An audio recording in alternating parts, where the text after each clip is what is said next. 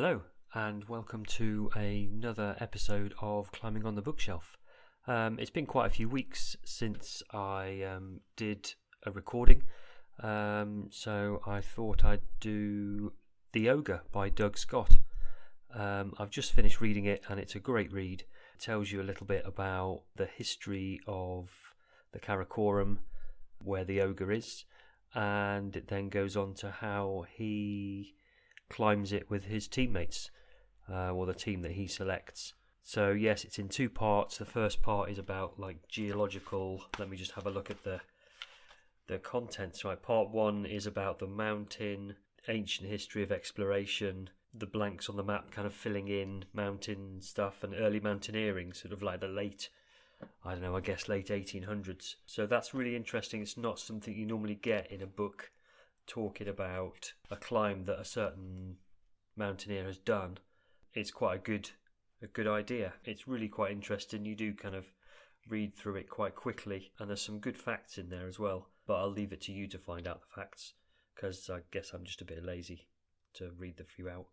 So yeah, that's the first part. The second part is him actually climbing. It's a bit about his climbing team, what it was like walking to base camp and actually climbing the Ogre. And then, obviously, I don't know whether you know about the epic that they had on the descent on the way down, about Doug Scott breaking both his legs and Chris Bonington breaking his ribs, I believe, I think, from what I remember reading, and then being carried down to the town by all the porters on a stretcher, which I think he enjoyed. I think he was obviously very tired. All the other guys had to walk back, and even Chris Bonington walked back with his broken ribs.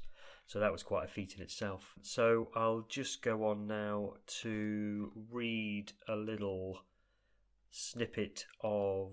kind of an extract really, I guess, from the early mountaineering years about the area, about Karakoram area. And then I'll go on to read another extract from part 2, which is about the actual climbing the Ogre. Early mountaineering. By 1892, everything was in place for a thorough exploration of the Hispar, Biafo and Baltoro glaciers. All three had been discovered, with the major peaks plotted and measured. The semi-autonomous tribes of the area, who had previously spent most of their time, besides tending their fields and pastures, raiding each other's villages and ambushing passing trade, killing merchants and absconding with their merchandise, had now been brought to heel and pacified by the army of the Raj. Further afield, there had been other developments favourable to travelling out to this last frontier of empire. With the opening of the Suez Canal in 1869 and the increasing network of railway lines in the Indus Valley, not to mention the installation of thousands of miles of telegraph wire, journey times were forever decreasing. Martin Conway decided to launch the first private multidisciplinary mountaineering expedition to the Himalaya in 1892. There had been other incursions into the Himalaya by private individuals, naturalists, geologists and hunters of birds and beasts, and also in 1883 the barrister William Graham with Swiss guides had visited the Himalaya with no other intention, it seems, than to enjoy climbing high. Having been inspired by Whymper's expedition to the Andes in 1880, Conway decided to include artists, naturalists and surveyors, as well as climbers, in his expedition. Once the European Alps had been thoroughly explored and mapped, then those mountaineers who revelled in mountain exploration had to look at the greater ranges. Similarly, with all the mountains of the Alps now climbed, and with all their prominent features successfully tackled by many routes, pioneers longing to climb elegant lines and challenging unclimbed features had to go to the Himalaya. To pioneer new routes was the main reason for me, and for friends of mine, to travel out to the Himalaya, just as it was back in 1892 for Conway. Having explored the Alps from end to end, he now set himself the task of exploring the heart of the Karakoram. In the article from the Geographical Journal of 1892, Conway refers to a seemingly flat area of snow. There was no visible outlet to this lake, but there was the suggestion of the existence of one round the corner to the right, hidden by a near snowy ridge. This was the Biafo glacier, by which they travelled down to Ascalé, passing the Ogre en route. The same glacier that over the last 10,000 years or more has helped shape the mountains that contain it, including the Ogre and all the Latok peaks. Conway gives no reason why he called point 23,914 the Ogre. It could have been on the account of its appearance. We may never know why he called it the Ogre, but it seems most likely that it was him that did give this mountain the name, as on the map of 1875, reproduced in The Apricot Road to Yarkand by Salman Rashid. Point 23,914 is unnamed. He writes that he first caught sight of the Ogre 2 days before crossing the Hispar Pass. But how did he know that? Was it on an early survey of India map of the region had with him? Certainly he makes no mention of gleaning local information about the peak. In shape, it is no way as inspiring as the Matterhorn or Shivling. It is rather large and squat in appearance, made of buttresses and pillars of granite, interspersed with ribs of ice and snow, leading up to a three-headed summit. With a bit of imagination, it could give the impression of being not unlike a giant, warty ogre. Right. So that was the first part about the kind of brief history of the early mountaineering and seeing the Ogre for the first time and making an expedition for it. In the next section, I'll read from part 2 about him actually climbing the Ogre, or Doug Scott climbing the Ogre with his team. But just before that, I'm going to... God, there's so much traffic out there, it's just ridiculous. I've closed all the windows and I've got like a little booth, a little cupboard with some blankets in to make it all soft and not as echoey as I'm trying to do. The door is half closed.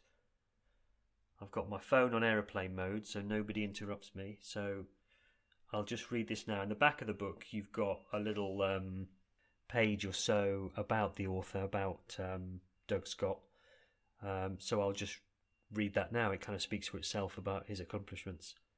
I had the confidence to launch this expedition to the rocky Ogre Peak with Clive Rowland because I had steadily, over the previous 15 years, spent a good deal of time climbing steep rock with members of the Nottingham Climbers Club. In the 60s, we climbed the northeast face of the Pisbadil, the north faces of the Trecime in the Dolomites, and the classic rock climbs of the Western Alps, including the Bonatti Pillar on the Dru and the west face of the Aiguille de Blatière. In 1970, we went over to Norway, climbing a number of classic routes around Andalsnes, that's how I'm going to say it anyway, including the highest big wall in Europe, the Troll Wall, in 17 hours of climbing. In 1971, I climbed for 6 weeks in Yosemite, including 3,500 feet up the Salafé Wall on El Cap with Peter Habeler. I returned to America in 73 to climb the nose of El Cap with Rick White, taking 5 days in an effort to climb it as freely as possible. Also during the 70s, I organised 4 rock climbing expeditions to Baffin Island. In 72, I climbed the 5,000-foot east pillar of Mount Asgard, right on the Arctic Circle.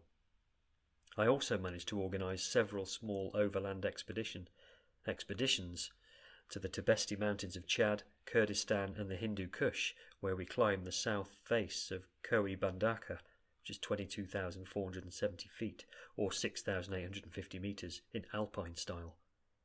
In the 70s I was also invited on 3 expeditions to the southwest face of Everest, eventually climbing to the summit in 75 with Dougal Haston.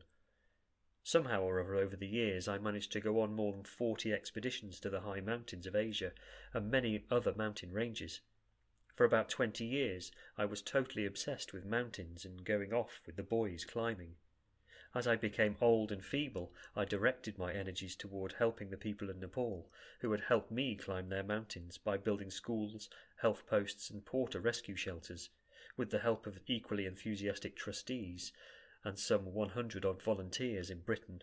Community Action Nepal had now set up and continues to support over 50 projects. So he did quite a lot, didn't he, really? And what a guy to help the people of Nepal and all the porters and stuff to kind of make their life a bit better. That's great. That's really good. But I did see that Doug Scott died last year. I think it was December last year, which is really, really sad. But his climbs that he did will live on forever. Climbing the Ogre. On the 17th of June, with Chris down with a cold, Nick and Mo went up the route to push out the ropes towards the site of the first Japanese camp.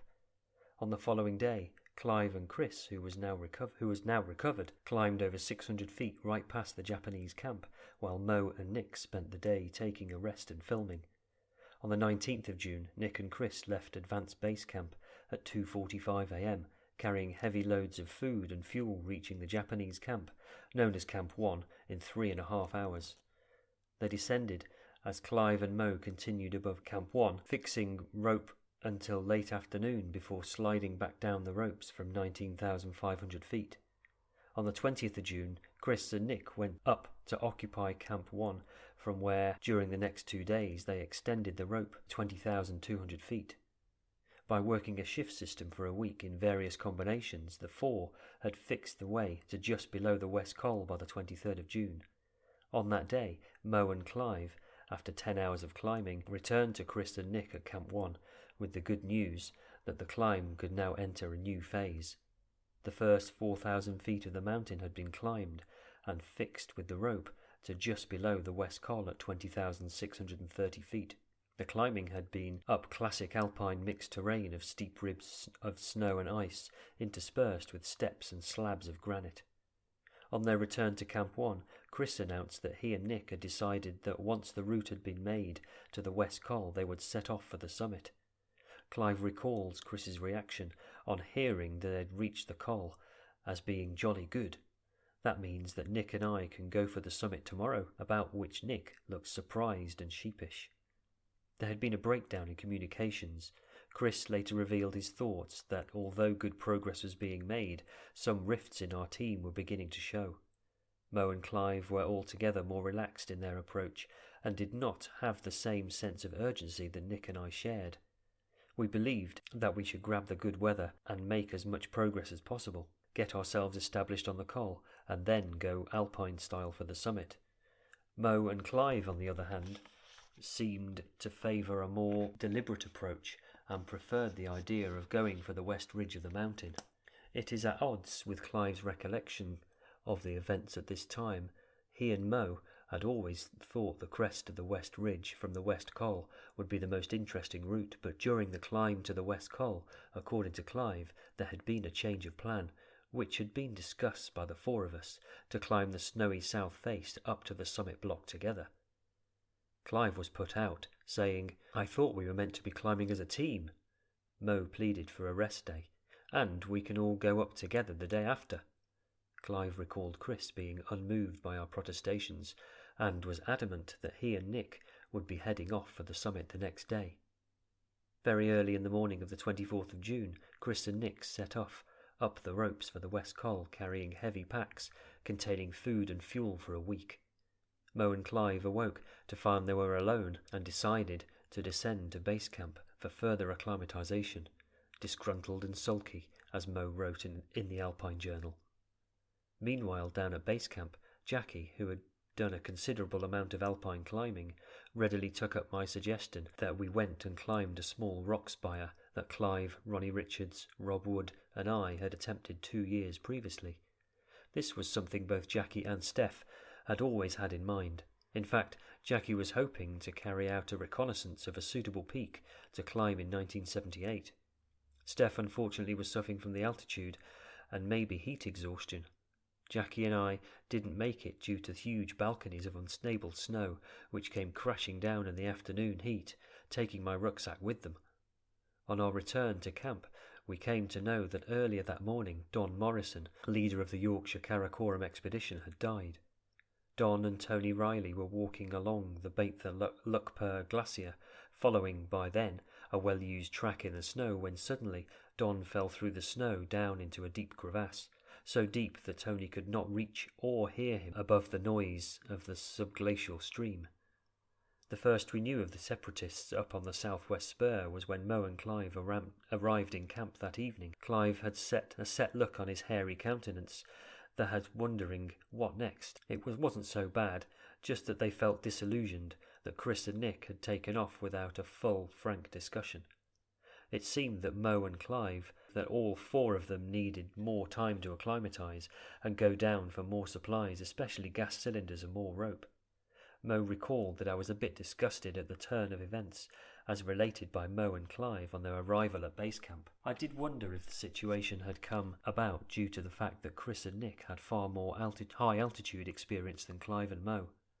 Mo had never been much above 20,000 feet previously, whereas the two thrusters had been above that height on numerous occasions and up to 27,000 feet on Everest's southwest face. Clive had been up to 23,000 feet on Peak Lenin, but still would lack the confidence of Nick and Chris, who were totally mentally prepared for the debilitating effects on the body and the altered state of thinking processes that the lack of oxygen brings about.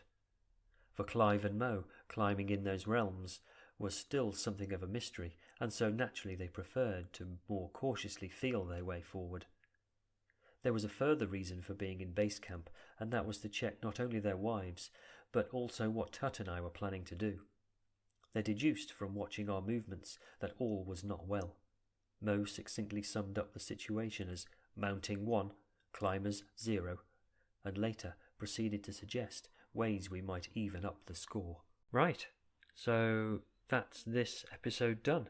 I think, I hope it kind of inspires you enough to go and buy the book, or at least pick it up and have a look, or find out a bit more about Doug Scott himself, about what he's done. I think that's about it for now.